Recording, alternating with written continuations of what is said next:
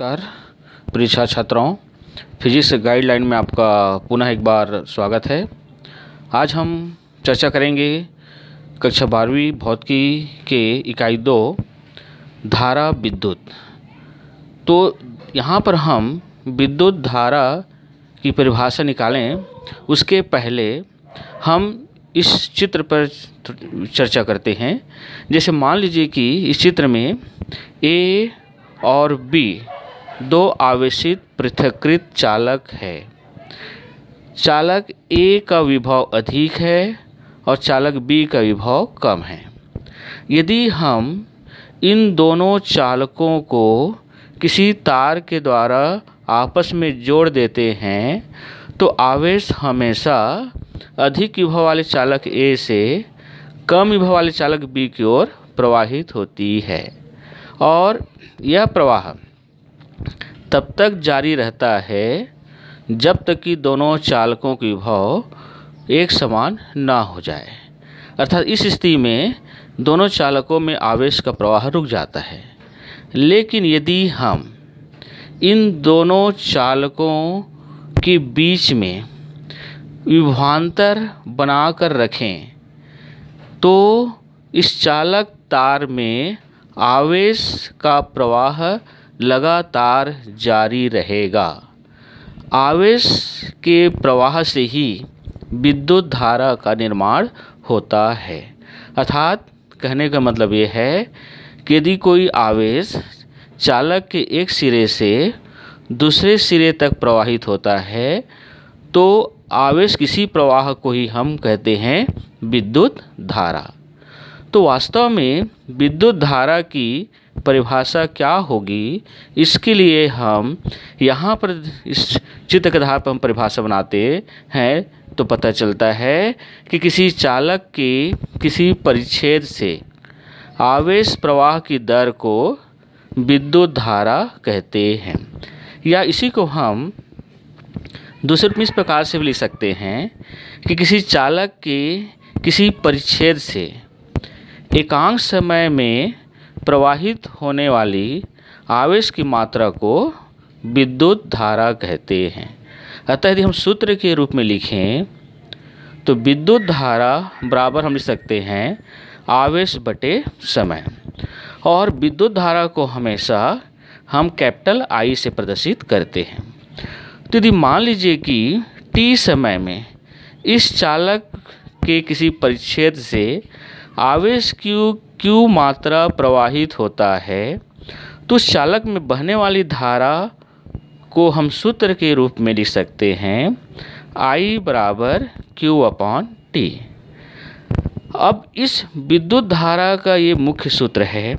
इस विद्युत धारा के सूत्र को हम एक अन्य रूप में भी लिख सकते हैं बच्चों।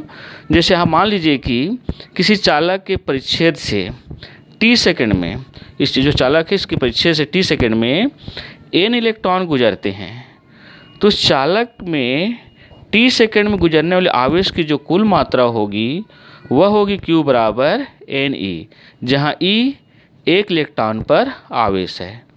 अब हम क्या करते हैं, ये जो समीकरण हमने एक लिखा है इस समीकरण एक में Q का मान को रखते हैं। जब हम Q के मान को रखते हैं तो हमको समीकरण मिलता है I बराबर NE अपॉन T और इसे हम देते हैं समीकरण नंबर 2। तो ये विद्युत धारा के एक अन्य सूत्र है। अब इन दोनों सूत्रों के आधार पर यदि हम विद्युत धारा का मात्रक निकालें तो हमें पता चलता है कि विद्युत धारा का एसआई पद्धति में मात्रक एम्पियर होता है जिसे हम कैपिटल ए से प्रदर्शित करते हैं। विद्युत धारा के मात्रक एम्पियर को वैज्ञानिक एम्पियर के नाम पर रखा गया है। तो वास्तव में यहाँ पर एक एम्पियर की परिभाषा क्या होगी इसको हमको निकालना है। तो इसके लिए आप इस सूत्र पर ध्यान दीजिए। जैसे हम जानते हैं कि विद्युत धारा का सूत्र होता है I बराबर Q अपॉन T में यदि हम Q के जगह में 1 कूलाम रख दें, इस T की जगह में 1 सेकेंड रख दें तो इस सूत्र हो जाएगा 1 एम्पियर बराबर 1 कूलाम अपॉन 1 सेकेंड। तो इस आधार पर 1 एम्पियर की परिभाषा बहुत आसानी से निकाला जा सकता है कि यदि किसी चालक के किसी परिच्छेद से 1 सेकंड में 1 कूलम्ब आवेश प्रवाहित होती है तो उस चालक में प्रवाहित धारा का मान 1 एम्पीयर होता है। तो ये एसआई पद्धति में विद्युत धारा के मात्रक एम्पीयर की परिभाषा है।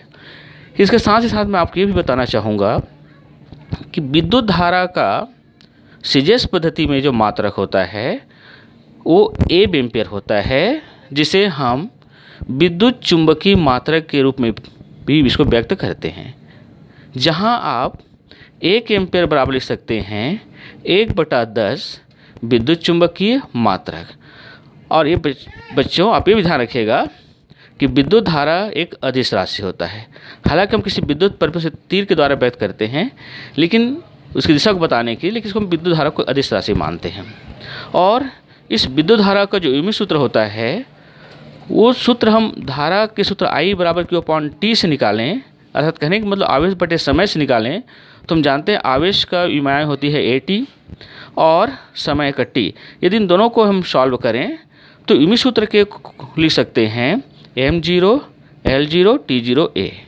तो प्यारे बच्चों, आपको ये वीडियो अच्छा लगा तो अपने साथियों से आप इसको शेयर करिए, वीडियो को लाइक करिए और हमारे चैनल फिजिक्स गाइडलाइन को आप सब्सक्राइब कीजिए, ताकि आपको कक्षा 12वीं भौतिकी के नए नए टॉपिक पर नए नए वीडियो आपको प्राप्त होता रहे। धन्यवाद।